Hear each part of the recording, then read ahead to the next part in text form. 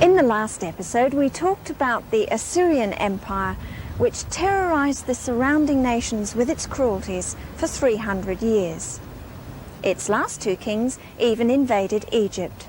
But the Assyrians were eventually conquered by the Babylonians.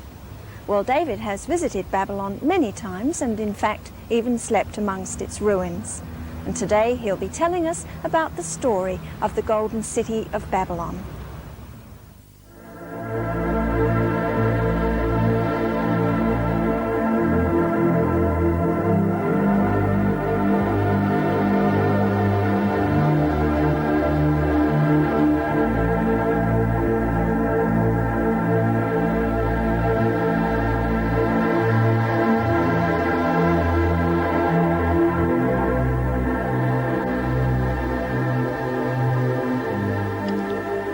Well, Babylon certainly was a magnificent city. Isaiah calls it the city of gold, and gold was just about as plentiful as the dust of Babylon is today.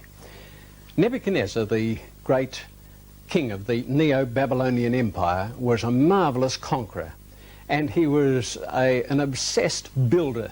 He just built palace after palace, temple after temple in old Babylon.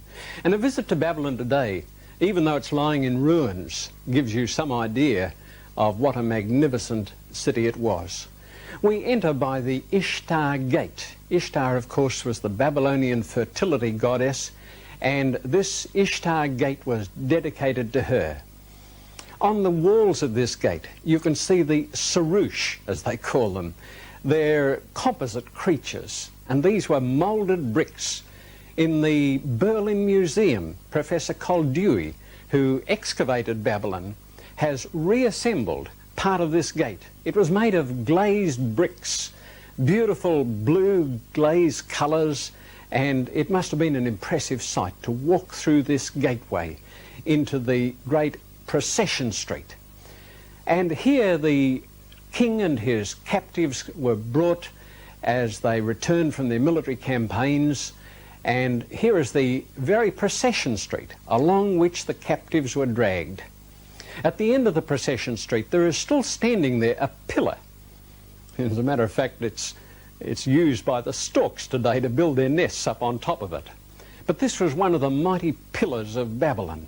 Not far away has been a reconstruction of the temple to Ninmach, one of the Babylonian deities. And this has been rebuilt as it was in the days of ancient Babylon, just one of the many temples that had been erected by King Nebuchadnezzar. And then there was the palace throne room. All you can see today is just the floor of this throne room, and of course the great hanging gardens of Babylon, one of the 7 wonders of the world. Do you know what hanging gardens are?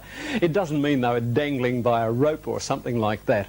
It simply means that these gardens were built up and suspended over a watercourse. And Koldewey, the great excavator, German excavator of Babylon, found what he considers to be the foundation of this hanging garden and the conduits through which the water came, and they were drawn up onto the garden. Do you know why he had this hanging garden? Let me tell you.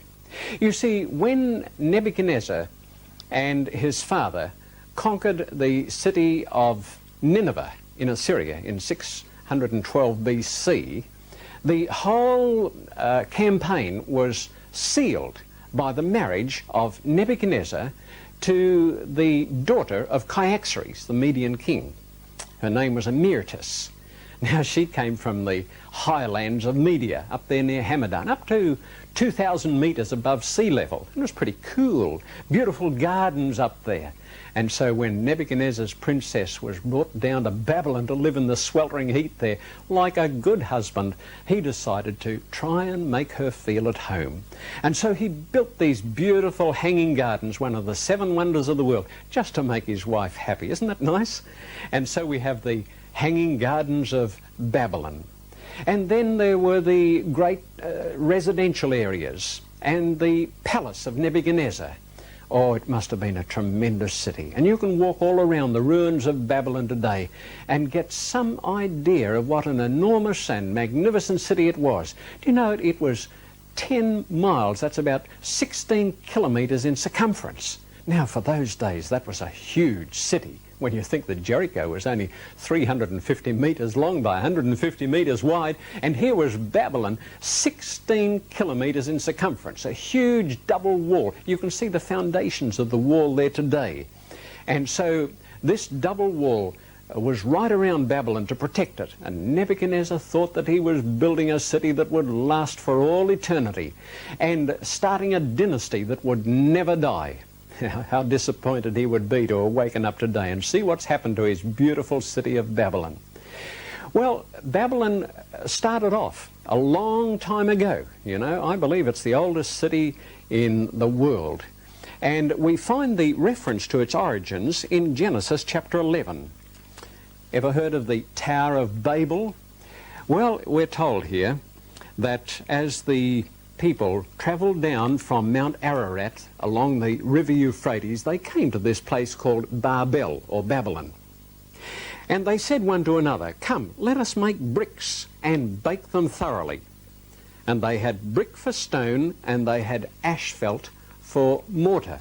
You know, that's historically very accurate, because there are lots of temple towers, or they call them ziggurats, in Mesopotamia, or what we call Iraq today. And you know what? They're made of bricks that have been burnt very, very thoroughly. They're so tough you drop them on the ground or smash them against each other, you can hardly break them open. And another thing is they are stuck together with asphalt, just exactly as the Babel builders built their Tower of Babylon. Now, where was this tower? Well, for a long time, a place called Burz Nimrud was regarded as the traditional Tower of Babel. But this was only because it was the tallest standing ziggurat in Mesopotamia. And so the early Christians, and for that matter the early Jews, thought that Burz Nimrud was the Tower of Babel. It is a temple tower, it is a ziggurat, and it goes up in stages, and it was very high. Right up on top later on, Nebuchadnezzar built a tower. That is not the tower. What you are looking at is the great, huge, man-made mountain of bricks. And that is Burz Nimrud. But however, the Tower of Babel, or the Babylonian Tower, was not here. It was naturally in Babylon itself. And just because it can't be seen there today, people think, well, that can't be it. But you see, when Alexander the Great came to Babylon, he decided to make that his headquarters, the capital city of his great empire. And he saw this temple tower, or ziggurat, which had become into a state of disrepair, and so he told his engineers, get busy and rebuild this. And they said, well, look, we can't do anything to patch this thing up. There's only one thing to do, and that is remove the whole thing, brick by brick, and then let's rebuild it from the foundations up. So he said, go ahead and do that. And so they removed this ziggurat and put it over in a nearby place, but before they could start rebuilding it, Alexander died while he was just a young man, only 32 years of age. And so it never got rebuilt. But Professor Koldewey excavated the foundations of it, and you can see them there today. What's under the water is the first stage, and this must have been a huge temple tower. And so the early Babel builders were the first city builders, and they built this great city of Babylon. But you know the story, how their languages were confused. They all spoke one language, naturally, being all descended from Noah, but their language was miraculously confused, and they started speaking different languages. They couldn't understand each other, and so they gave up, and they just went off in different directions according to their language groups. And so Babylon virtually fell into disrepair, and it was left for the great Assyrian Empire to take over. And for 1,500 years, the Assyrians dominated the Middle East, and Babylon was just a second-rate city. In the year 701 BC, the Assyrian king Sennacherib invaded Israel and surrounded Jerusalem, and he posed a very serious threat to it. I tell you, everyone there was scared to death. You fall into the hands of the Assyrians and you face the risk of being impaled or skinned alive. And so King Hezekiah and his courtiers and the people were terrified. But there was in Jerusalem at this time the prophet Isaiah. And Isaiah made a very interesting prophecy. You'll find it here in Isaiah chapter 13 and in verse 19. Strange to say, the prophecy was not about Assyria, but about Babylon. You see, Isaiah was looking down the centuries and looking at something that was to happen a lot later. It says here, "And Babylon, the glory of kingdoms, the beauty of the Chaldees' pride, will be as when God overthrew Sodom and Gomorrah. It will never be inhabited, nor will it be settled from generation to generation, nor will the Arabian pitch tents there, nor will the shepherds make their sheepfolds there." Now that's a remarkable thing. Remember, this was 701 BC when Sennacherib was besieging Jerusalem. And here we have this prophecy by Isaiah, who was living at the time, saying Babylon is going to be destroyed. Well, it was only a few years later, 689 BC, when Sennacherib decided to destroy Babylon. He completely razed it to the ground. In fact, he even flooded the river Euphrates into it and made it just a big swamp. And I suppose people living back there thought, there you are, boy, just what the prophet said. He said it was going to be destroyed. But Babylon made a comeback. Under Sennacherib's son, Esarhaddon, Babylon was rebuilt. You see, it was a futile act to destroy it. And so Esarhaddon rebuilt Babylon, and it once more became a great city. The founder of the Neo-Babylonian Empire, or New Babylonian Empire, was King Nabopolassar. He came to the throne in the year 626 BC and immediately set about establishing an independent kingdom. Of course, the Assyrians didn't like this, but Nabopolassar amassed an army and started out on the march. It took him a long time, but finally in the year 614 BC, he felt strong enough to march on Ashur. Ashur was the great religious city of Assyria, and Nabopolassar conquered that city in the year 614 BC. The next move, of course, was the mighty Nineveh. And to attack this city, he formed an alliance with Cyaxares, king of the Medes, and together they launched an attack in the year 612 on the city of Nineveh. They were successful, conquered it, and destroyed it, burned it down to the ground, and the last king of Assyria died with his harem in the flames. And so Nabopolassar became the master of the Middle East. Now, there were a few ends to be tidied off, and so he had to march against some remnants of the Assyrian army, and it wasn't until the year 605 BC that ultimately he had undisputed rule over all of what was once Assyria. Then in the Battle of Carchemish, he defeated not only the remnants of the Assyrian army, but also the Babylonians who had come to try and put up some resistance with them, and so he became master of the Middle East. It was also in the year 605 BC that Nabopolassar died. Now his son, Nebuchadnezzar, was in charge of the military operations at the time against Jerusalem, and when he heard that his father had died in Babylon, Nebuchadnezzar hastily rode back over the Syrian desert to claim the throne. And so Nebuchadnezzar mounted the throne in the year 605 BC and began a very prosperous rule of 43 years, and so began the great Neo-Babylonian Empire. Well, Nebuchadnezzar was a brilliant military leader. He was a good politician too, and he was a compulsive builder. It was his ambition to build a Babylon that would never be conquered, never be destroyed. He wanted to establish a dynasty that would never end. And no doubt he spent a lot of time thinking about the future, worrying about whether he would succeed in his great ambition.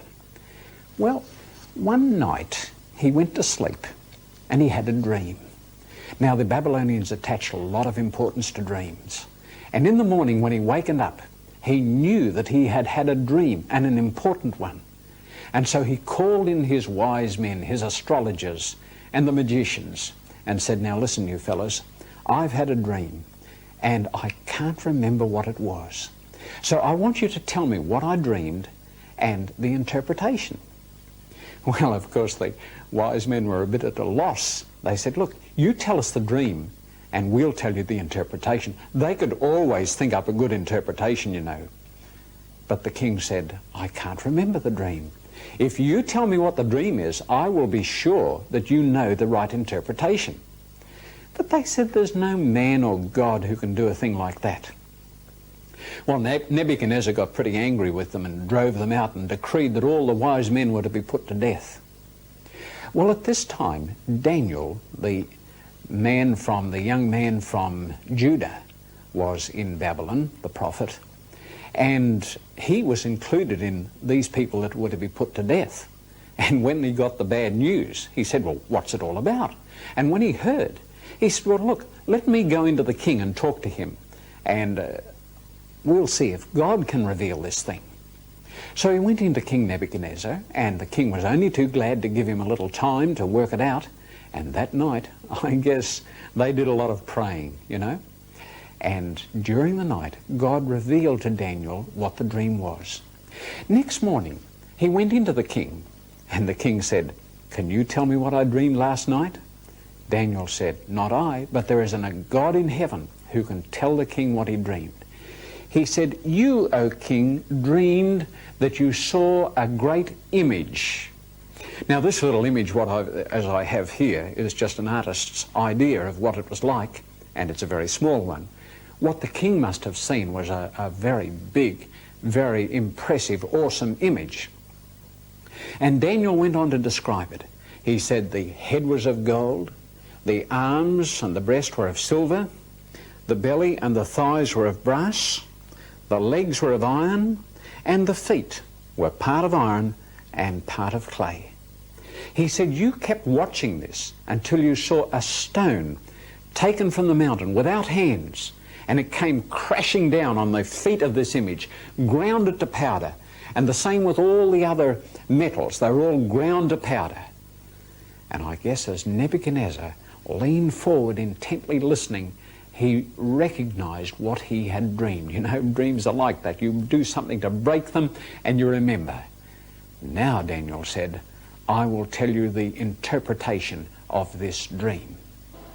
Daniel said, you, Nebuchadnezzar, are represented by this head of gold, but your kingdom is going to be followed by a kingdom of silver, and then a third kingdom of brass, and then a fourth kingdom represented by the legs of iron, and finally the kingdom is going to be divided, symbolized by the clay and the iron. King Cyrus left a record of his conquest of Babylon in the year 539 BC. It is known as the Cyrus cylinder. It has cuneiform script on it, and it tells of his conquest of Babylon. Let me read you a translation of a portion of this cylinder, shall I? He says here, I am Cyrus, king of the world, great king, legitimate king of Babylon, king of Sumer and Akkad, king of the four rims of the earth, son of Cambyses, great king, king of Anshan. I think you've got the idea, haven't you? He's letting us know what a good fellow he was. Now he says this, all the kings of the entire world from the upper to the lower sea brought their heavy tributes and kissed my feet. I returned to sacred cities on the other side of the Tigris, the sanctuaries of which have been ruins for a long time. I also gathered all their former inhabitants and returned them to their habitations. Now that, of course, is just exactly what the biblical record says in the book of Ezra, how Cyrus made a decree that all the Jews could return to their home city and rebuild Jerusalem. So on one hand we have the biblical record, on the other hand we have the Cyrus cylinder. They both tell us exactly the same story. In the year 530 BC, Cyrus the Great died and was replaced by his son Cambyses, who didn't last very long.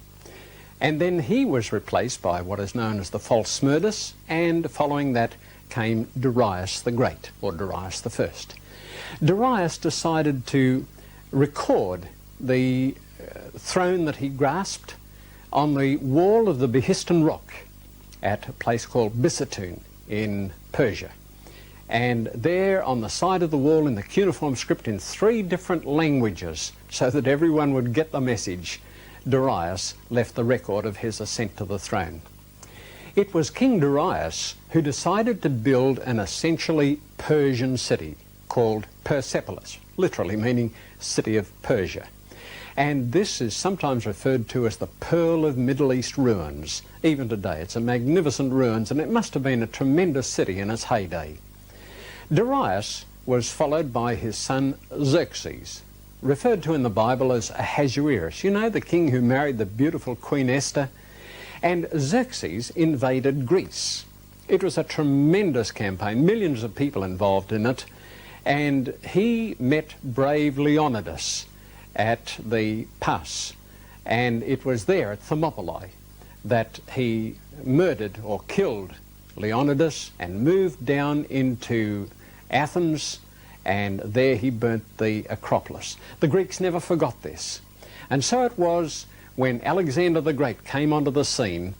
He first of all marched eastwards, conquered the Persian army, and then finally occupied Persepolis. And in retaliation, he burnt and destroyed Persepolis.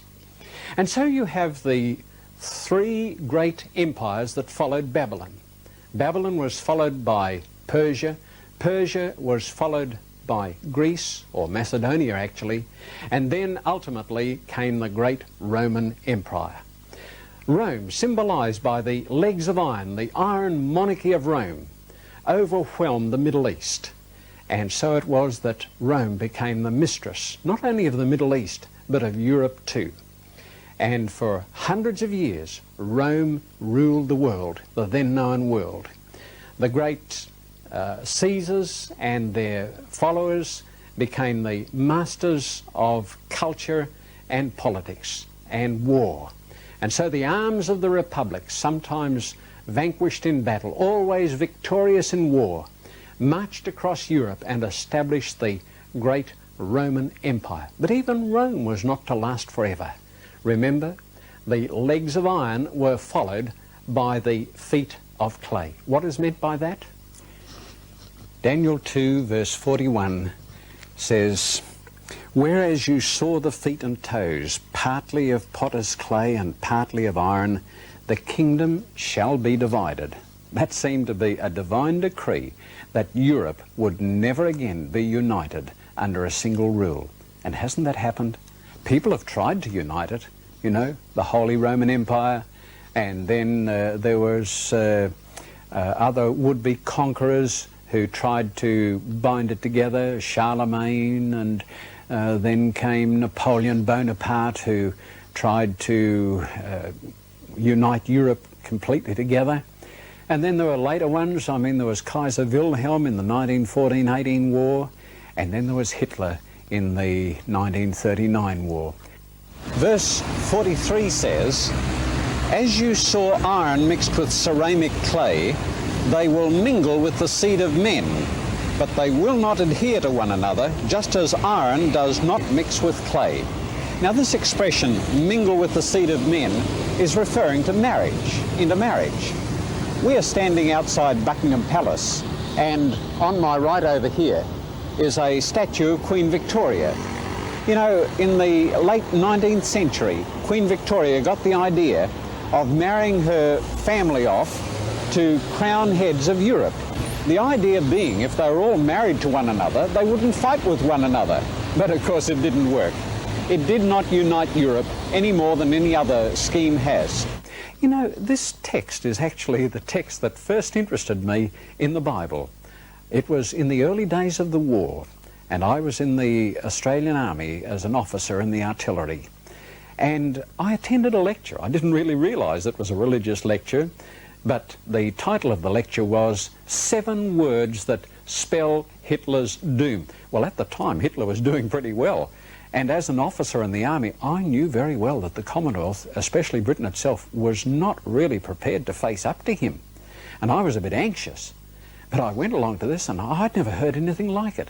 Here was this lecturer saying that Hitler would not succeed because this verse said it would all never be united again.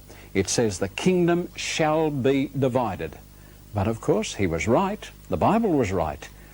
Hitler did not succeed. And let me tell you that neither communism nor the common market or anything else is ever going to succeed in uniting the nations of Europe successfully together.